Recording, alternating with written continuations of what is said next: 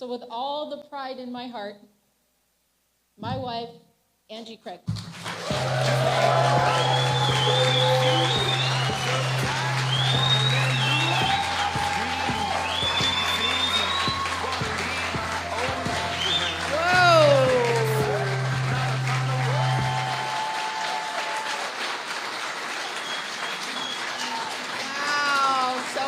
Great friends, so many great friends.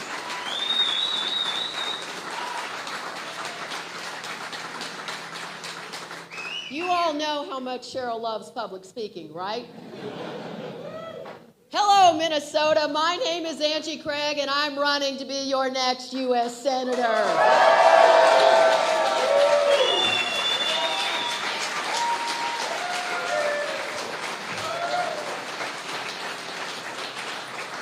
Love of my life, my wife Cheryl, I am so grateful to be on this journey with you each and every day of our lives. And to Dave Wellstone, this guy, who's carrying on his family's incredible legacy of service to our state. I am so honored to have your support and your endorsement. You know, these past few weeks, I've been visiting communities across our great state. You might have heard about it from my Republican colleagues. Grand Rapids, St. Cloud, Wilmer, Mankato.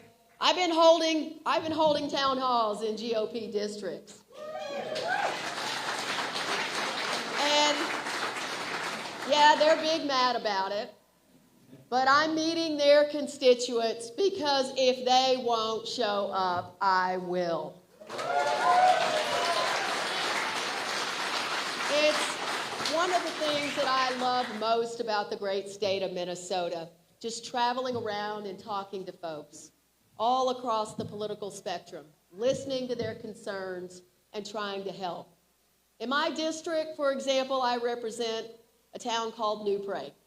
I visited it a lot, and I've helped them get on the list for a new post office. You don't want to be on the other side of me when it concerns the post office. And on one of those trips, one of the local reporters said to me, "Congresswoman, why do you keep coming to New Prague? You get 30% of the vote here." I always looked at him and smiled, and I say, well, as it turns out, my job as a United States representative is to represent everyone, even if they don't always agree with me.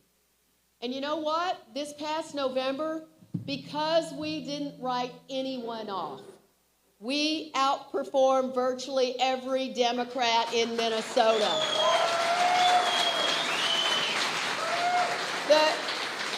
Hang on. The only one who did a little bit better than me by a point was Amy. And I want to make sure everybody in this room says to her that I said that, just to be absolutely clear. But we outperformed in rural towns and townships, and we won our light blue district by nearly 14 points. And that's what we need to be doing. That's what we have to do. We have to show up everywhere. We have to listen to everyone. Standing up to wannabe authoritarian bullies and fighting to get shit done.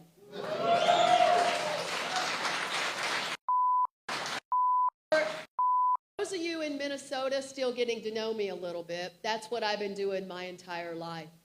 You know, back in 2018, Donald Trump came through Minnesota for a rally for my Republican opponent, Jason Lewis. He was doing his thing where he mocks his opponents, and then he got to me, and he said, "Angie Craig, who the hell is Angie Craig?" So Minnesota, let me tell you exactly who I am. I grew up in a trailer park. I was raised by a single mom and my grandmother. We didn't always have health insurance, and there were times that we were on SNAP. I started working at McDonald's as soon as I turned 16. I sewed sneakers at the mall, and I worked at the college newspaper. That's how I helped pay my way through a state college. I became a local reporter, listening to people in the community and writing their stories.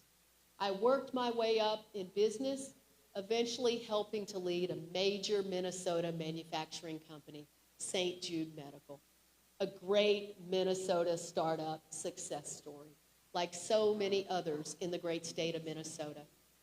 You know, I've had to fight my whole life. I had to fight for the right to adopt my oldest son, Josh.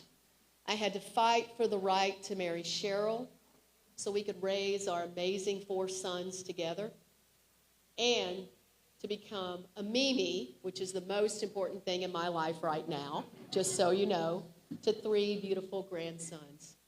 And I've had to fight off $90 million in attack ads to win and hold the 2nd District of Minnesota for 4 terms.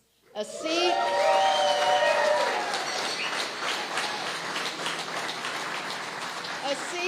Republicans had held for almost a quarter of a century before we did this over the last decade. And ever since I got to Washington, I have not stopped fighting for the people I'm so grateful to represent.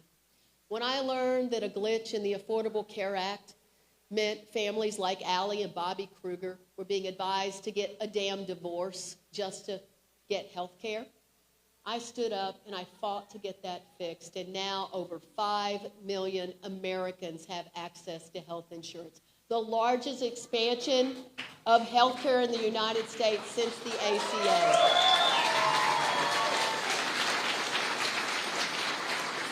When Americans were rationing insulin and dying as a result, I took on Big Pharma, and I wrote and passed the bill that caps the cost of insulin at $35 a month for America's seniors.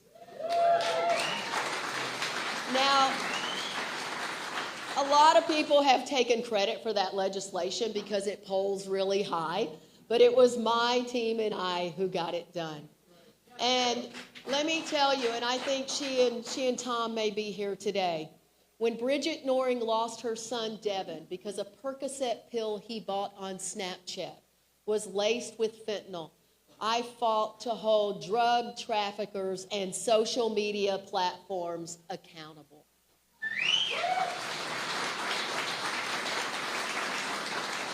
As the top Democrat on the House Ag Committee and the granddaughter of a farm foreman, I fought for family farmers, producers, and greater Minnesota to expand access to rural mental health, to protect our historic investments in climate change in the Inflation Reduction Act, and to be a voice for hungry children, seniors, and veterans. And I won't stop fighting for any of that. So, Mr. President, that's who the hell I am.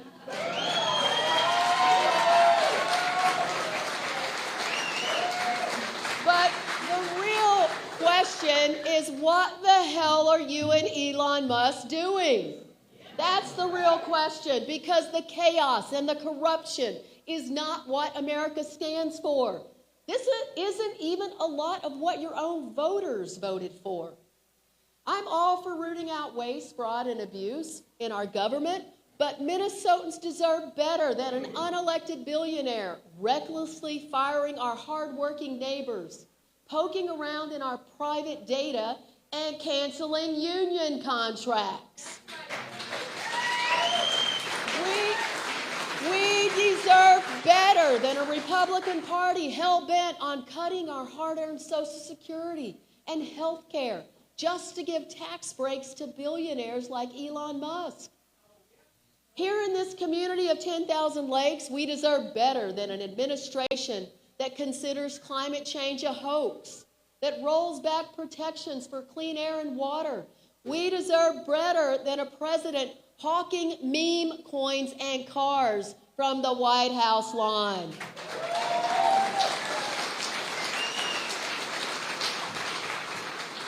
And we certainly deserve better in a nation of laws and fundamental decency than an administration that arrests, judges, and deports people without due process in our country. That's not who America is, and that is not our values.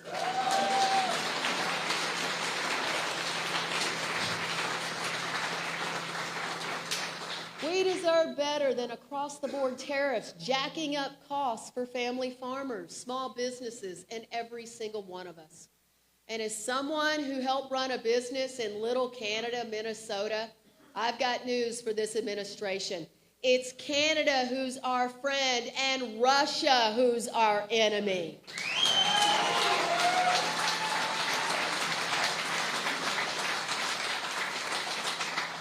In this time of chaos and uncertainty, Minnesota deserves someone who will listen to all Minnesotans, who will go to the mat for all Minnesotans.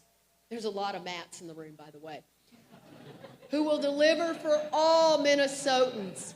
Minnesota deserves a battle-tested leader who won't just win this race, but will help shake up the Senate, because too often the Senate seems still more worried about decorum than maintaining our democracy. We have to worry a lot less about decorum and a lot more about maintaining this democracy in the United States of America. And look, you all know this about me. In a party that seems obsessed with seniority, I'm willing to get out of line and challenge the status quo. That's how I became the top Democrat on the House Committee on Agriculture, because only in Congress can a 53-year-old grandmother of 3 represent generational change.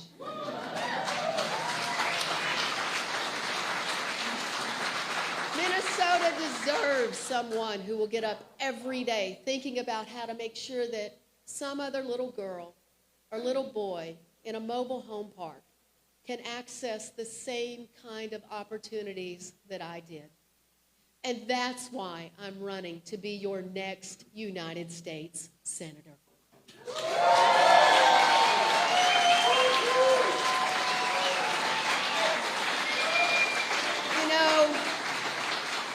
You know, these days it's easy to say what Democrats are against.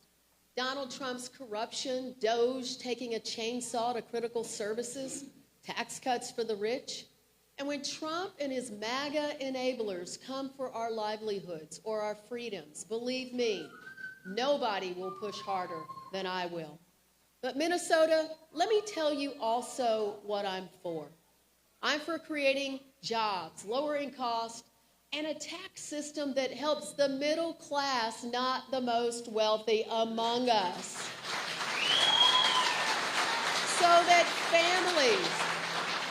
families from the Twin Cities to the Iron Range can pay the bills and have a little left over for themselves or their kids at the end of a month. Because whether you're a Democrat or a Republican or can't stand either one of us, we can all agree that health care and child care should be more affordable.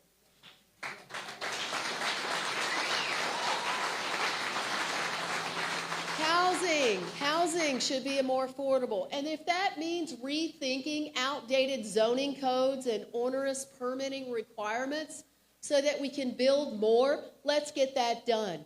We can all agree that instead of corporate handouts, we should be streamlining burdensome regulation so that life is just a little bit easier for small businesses. We can agree that working folks, the backbone of the middle class, have been screwed in this country for a long time, and that's got to change.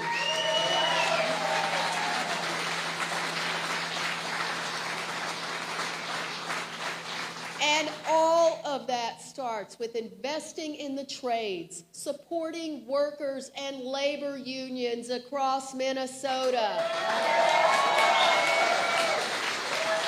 And finally, signing the PRO Act into law to protect the right to organize and collectively bargain in this country.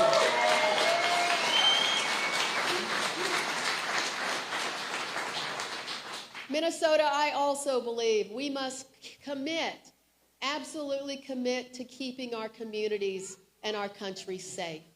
As a gun owner, I see no contradiction between belonging to the Egan Trap Club and recognizing that we need common sense gun safety so that Americans don't have to worry about their loved ones being killed on our streets or in our schools. Yes, we need to secure the southern border, but we also need a big gate that encourages immigrants that have always made our economy and our nation great. And we also need a path to citizenship for folks here who worked hard, paid their bills, their taxes, and served in our nation's military.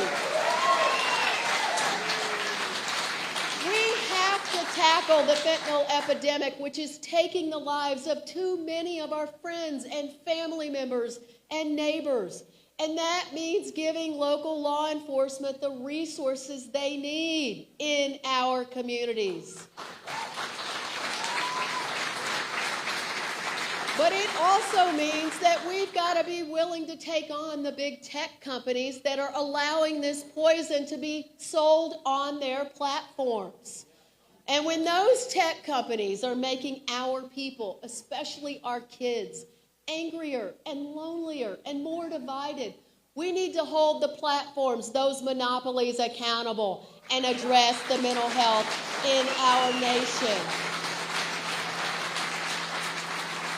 And by the way, keeping Americans safe also means keeping classified national security out of the damn group chat.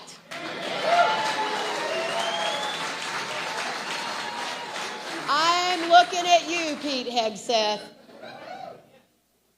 Here's one more thing I'm for. Fixing a broken Washington that is actually at the root of our broken democracy. You know, Donald Trump talks about draining the swamp, but all he's done is making the corruption 1,000 times worse. Or maybe it's actually 5 million times worse, because $5 million is apparently the going rate for a CEO to get a private dinner with the president to advocate for special favors. While Americans are watching their 401ks disappear in a senseless trade war, Marjorie Taylor Greene and a whole bunch of Trump's buddies just happen to be calling their brokers right before he makes an announcement on the tariffs. It's corruption through and through. That's why we need to end Citizens United. That's why we need to close the revolving door between K Street and Congress and ban members of Congress from trading stocks. So that Americans can trust that their leaders are working for them again. And while we're at it, let's ban the gerrymandering of congressional districts. All that does is encourage politicians to cater to their party's extremes, because voters should pick their representatives, not the other way around in our country.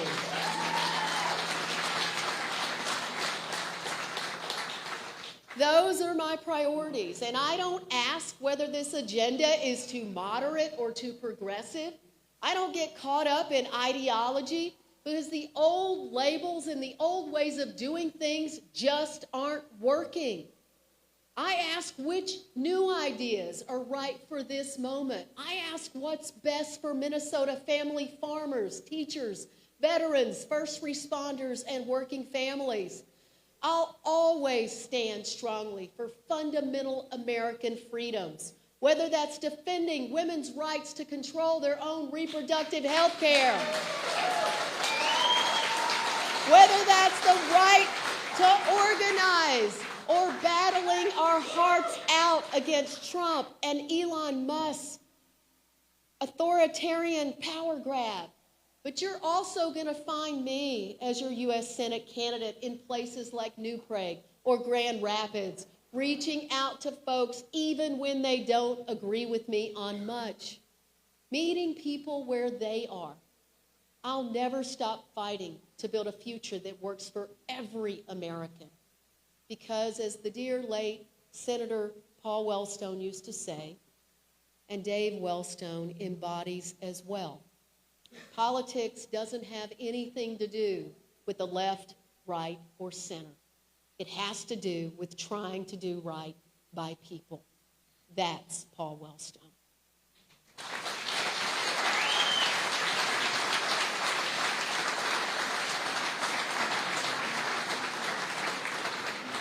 Now, as excited as I am to launch this campaign, there's another kickoff that I'm really looking forward to, and that's the Minnesota Lynx regular season.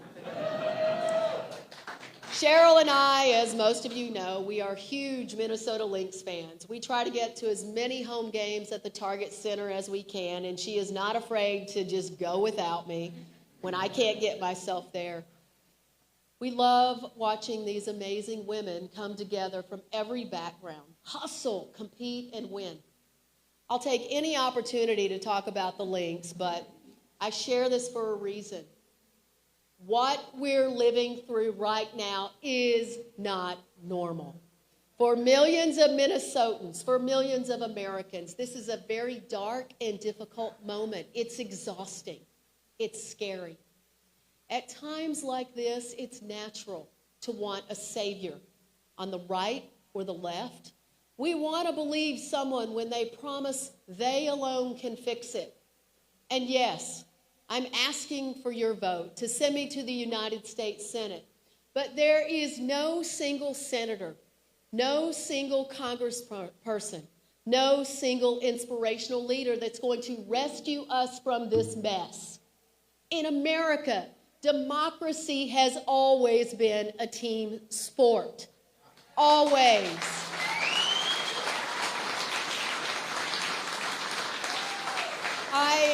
I think back to the fight that ultimately brought me into public service and off the sidelines. It was the night Barack Obama was elected in 2008. A joyous night for so many in so many ways. But it was also the night that California passed Proposition 8. Cheryl and I faced the very real possibility that our marriage would never be recognized in this country. What happened instead, a few years later, right here in Minnesota, when marriage equality was on the ballot, a bunch of Americans introduced themselves to their neighbors, and they went into places of worship and touched people's hearts. And because a team of people came together in a common cause, Minnesota, and now the rest of the country, recognizes that love is love.